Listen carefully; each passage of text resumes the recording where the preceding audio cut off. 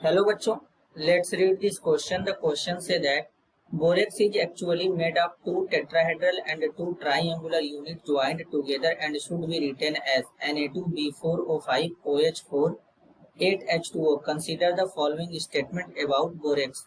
अब बोरेक्स के रिगार्डिंग चार स्टेटमेंट गिवन है. Select correct statement. तो सबसे पहले बच्चों यहाँ पर समझेंगे की कॉन्सेप्ट. की कॉन्सेप्ट होगा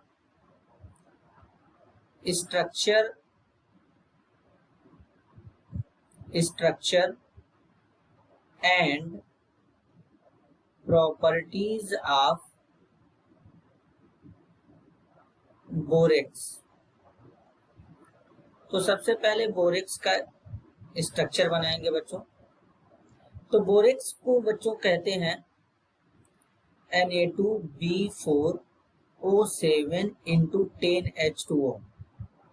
इसको कहते हैं सोडियम टेट्राबोरेट डेकाहाइड्रेट. इसको इस तरीके से भी लिख सकते हैं बच्चों Na2B4O5 OH4 8H2O, जैसा कि ऑलरेडी यहाँ पे लिखा है. तो सबसे पहले इसका स्ट्रक्चर डेवलप करेंगे बच्चों. दो बोरॉन है इस तरीके से. सबसे पहले यहाँ पर दो बोरान और तीसरा बोरान और चौथा बोरान इस तरीके से लगा लेंगे क्योंकि चार बोरान है. फिर यहाँ पर ऑक्सीजन ऑक्सीजन लिंकेज इस तरीके से डेवलप कर देंगे. तो इस तरीके से ऑक्सीजन ऑक्सीजन लिंकेज डेवलप कर देंगे. फिर यहाँ पर एक OH लगा देंगे बच्चों. देन एक OH यहाँ पे और एक OH यहाँ पे और एक OH यहाँ पे इस तरीके से लगा देंगे. देन एक ऑक्सीजन बचेगा यहाँ पर बीच में कुछ इस तरीके से बच्चों लगा देंगे. तो टोटल ऑक्सीजन कितना था? 5 था. 1 2 3 4 5 यूज हो गया है. OH 4 टाइम है, ये भी यूज हो चुका है बच्चों. यहाँ वाला बोरान 4 बॉन्ड बनाया है तो इसलिए क्या करेंगे इस केस में यहाँ पर बच्चों इस तरीके से इनको इस ब्रैकेट के अंदर कर देंगे और सोडियम को ब्रेक कर देंगे तो 2Na प्लस में रहेगा बच्चों इस तरीके से. और यहाँ पर बोरान के ऊपर नेगेटिव चार्ज यहाँ पे डेवलप रहेगा. अब जरा एक एक बात को समझेंगे. तो सबसे पहले स्टेटमेंट के रिगार्डिंग चलेंगे. पहले स्टेटमेंट बोला गया each boron atom has 4 BO bond. अगर बेसिकली हम बच्चों बात करें इसमें बोला गया कि हर boron atom BO bond contain कर रहा है. तो सबसे पहले तो बच्चों यहाँ पर अगर हम देखें तो यहाँ पर ये जो बोरान है OH के साथ में बॉन्ड बनाया है तो इसका मतलब इसके अंदर कौन सा बॉन्ड है? BOH है. तो इसमें हम लोग कह सकते हैं कि BO बॉन्ड प्रेजेंट है. इसी तरीके से तो यानी BOH बॉन्ड कितना है? 4 है बच्चों. एक यहाँ से, दूसरा यहाँ से, तीसरा यहाँ से, चौथा यहाँ से, जिसमें हम लोग BO बॉन्ड भी देख सकते हैं. 4 BO बॉन्ड इसमें प्रेजेंट है. अब अगर हम देखें तो BOB बॉन्ड कितना है? BOB बॉन्ड एक हो गया, दूसरा हो गया, तीसरा हो गया, चौथा हो गया. 4 इसमें BOB बॉन्ड भी प्रेजेंट है बच्चों. BOB बॉन्ड कितना है? 4 प्रेजेंट है यहाँ पर इस तरीके से.